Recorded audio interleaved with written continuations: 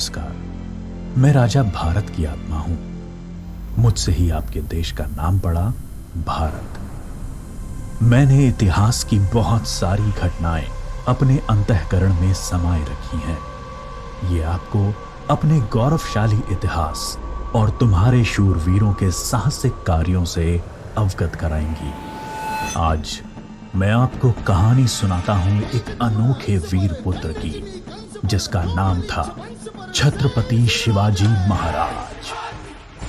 सन 1627 ईस्वी पूरे भारत पर मुगल साम्राज्य का आधिपत्य था। उत्तर में शाहजहां तो बीजापुर में सुल्तान मोहम्मद आदिल शाह और गोलकोंडा में सुल्तान अब्दुल्ला कुतुब शाह। डेक्कन के सुल्तान सेना के लिए हमेशा मुस्लिम अफसरों को ही प्राथमिकता देते थे। बंदरगाहों पर पुर्तगालियों का कब्जा था और थल मार्ग पर मुगलों का अधिकार। इसलिए उत्तरी अफ्रीका और मध्य एशिया से मुसलमान अधिकारियों को ला पाना मुमकिन नहीं था और डेक्कन के सुल्तानों को हिंदू अधिकारी नियुक्त करने पड़ते थे। आदिल शाह की सेना में एक मराठा सेनाध्यक्ष था, शाहजी भोसले। शाहजी सेना में उच्च पद पर आसीन था। सन 1630 में महाराष्ट्र में जुन्नर के समीप शिवनेरी के किले में उनके और जीजाबाई के यहां एक पुत्र का जन्म हुआ। स्थानीय देवी शिवाय के नाम पर पुत्र का नामकरण हुआ, जो आगे चलकर छत्रपति शिवाजी महाराज के नाम से विश्व विख्यात हुए। शिवाजी के पिता काफी समय घर से दूर रहे थे, इसलिए बचपन में उनकी देखरेख माता जीजाबाई और गुरु दादोजी कोंडेव ने की। दादोजी ने उन्हें युद्ध कौशल और नीति शास्त्र सिखाया, तो जीजा माता ने हिंदू धार्मिक कथाएं। जब दादोजी का सन 1647 में निधन हुआ, तब उनका यह मानना था कि शिवाजी अपने पिता की ही तरह आदिल शाह की सेना में उच्च पद पर आसीन होंगे, लेकिन विधि को कुछ और ही मंजूर था। सन 1646 के समय भारत में किसी हिंदू शासक का अपना स्वतंत्र राज्य स्थापित कर पाने के लिए इन तीन परिस्थितियों का पूरा होना जरूरी था। एक, कि वो शक्तिशाली साम्राज्यों के केंद्र से दूर हों, जमीन खेती के लिए अनुपयोगी हो और जंगलों से घिरा हुआ हो, ताकि छापामार युद्ध या गुरिल्ला वॉरफेयर करा जा सके। ये परिस्थितियां 1646 में शिवाजी के लिए अनुकूल बनी, जब उन्होंने स्थानीय किसानों मावली के समर्थन से अपनी सेना का निर्माण किया।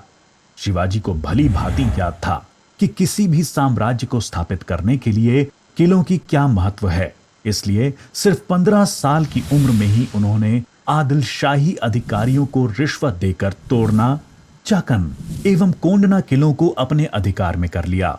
इसके बाद उन्होंने आबाजी सोमदेव की मदद से थाना, कल्याण और भिवंडी के किलों को मुल्ला अहमद से छीनकर अपने अधिकार में कर लिया। इन घटनाओं से आदिल शाही साम्राज्य में हड़कंप मच गया। शिवाजी को रोकने के लिए उनके पिता को गिरफ्तार कर लिया गया। इसलिए शिवाजी ने अगले 7 बरस तक आदिल शाह पर सीधा आक्रमण नहीं किया। शिवाजी ने यह समय अपनी सेना को बढ़ाने और प्रभावशाली देशमुखों को अपनी ओर करने में लगाया। धीरे धीरे उन्होंने एक विशाल सेना खड़ी कर ली, जिसके घुड़सवार नेताजी पलकर ने संभाल रखी थी और पैदल सेना यशाजी कनक ने। अब तक शिवाजी के पास 40 किले भी आ चुके थे। शिवाजी के बढ़ते प्रभाव को रोकने के लिए सन 1659 में बीजापुर की बड़ी साहिबा ने अफजल खान को 10,000 सिपाहियों के साथ शिवाजी पर आक्रमण करने का हुक्म दिया। अफजल खान अपनी क्रूरता और ताकत के लिए जाना जाता था। उसने शिवाजी को खुले युद्ध करने के लिए उकसाने के लक्ष्य से बहुत सारे मंदिरों को तोड़ डाला और कई बेगुनाह नागरिकों का कत्ल कर डाला। लेकिन शिवाजी ने चतुराई और रण कौशल का परिचय देते हुए छापामार पद्धति से युद्ध चालू रखा।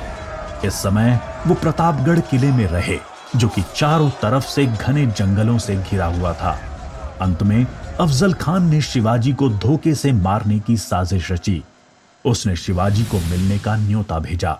जब वो मिले अफजल खान ने अपनी मजबूत पकड़ में शिवाजी को दबाकर मार डालने का प्रयास किया।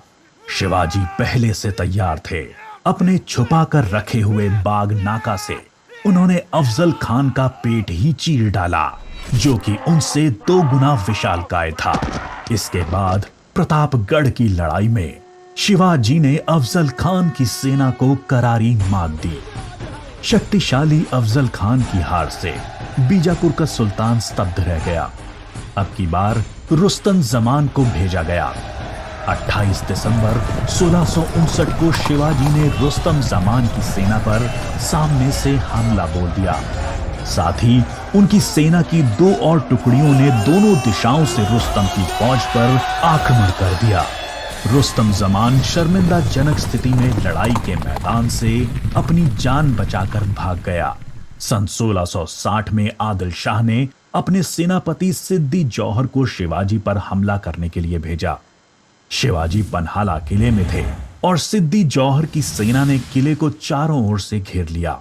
शिवाजी ने सिद्दी जौहर को मिलने का न्योता दिया और जब वो मिले, आदिल शाह को संदेश भिजवा दिया कि सिद्दी जौहर उनसे गद्दारी कर रहा है।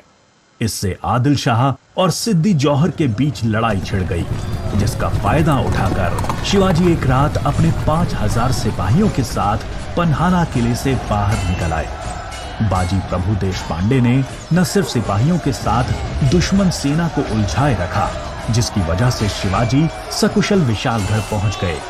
इस लड़ाई में बाजी प्रभु देशपांडे को अपने प्राणों से हाथ धोना पड़ा।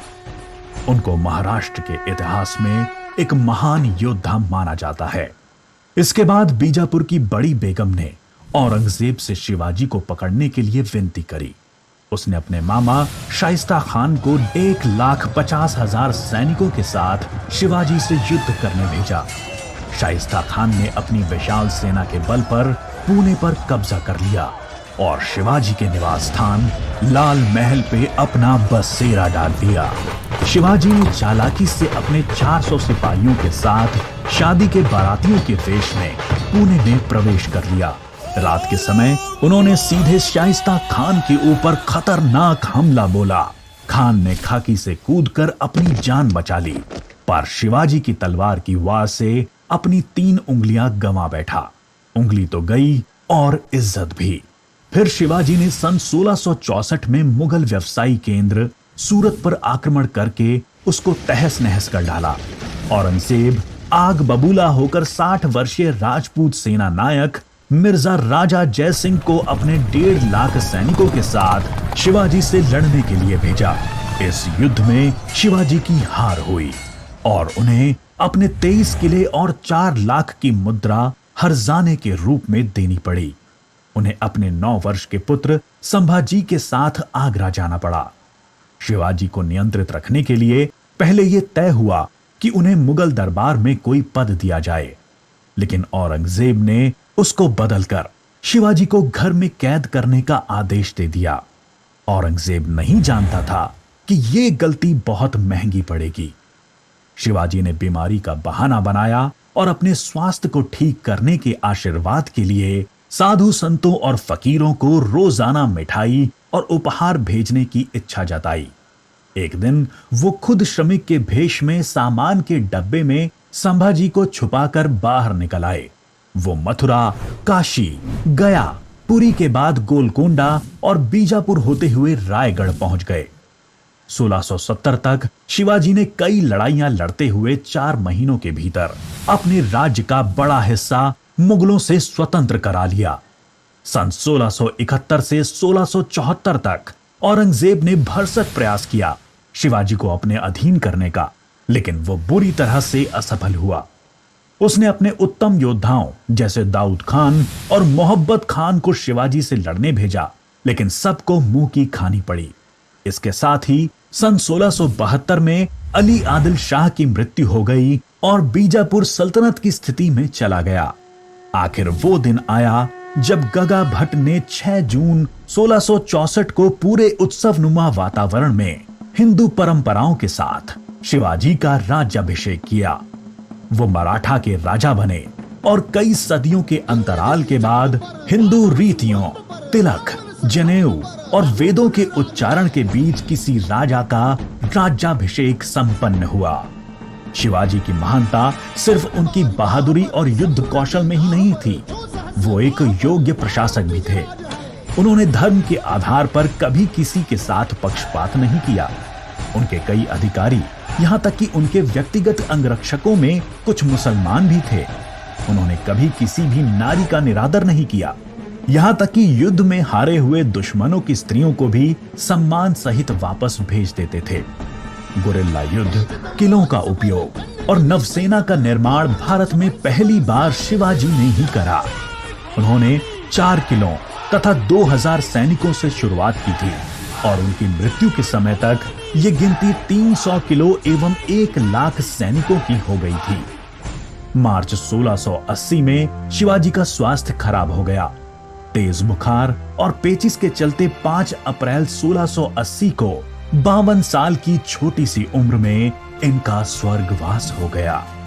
औरंगजेब ने सोचा कि शिवाजी की मृत्यु के बाद मराठा राज्य खत्म हो जाएगा, लेकिन ऐसा हुआ नहीं। पहले उनके पुत्र संभाजी ने और उसके बाद छत्रपति राजा राम ने मराठा शासन की बागडोर संभाली। औरंगजेब को करीब 25 सालों तक मराठाओं के साथ युद्ध लड़ना पड़ा, जिसकी वजह से वो अपनी मृत्यु के समय तक पूरी तरह से बर्बाद हो चुका था।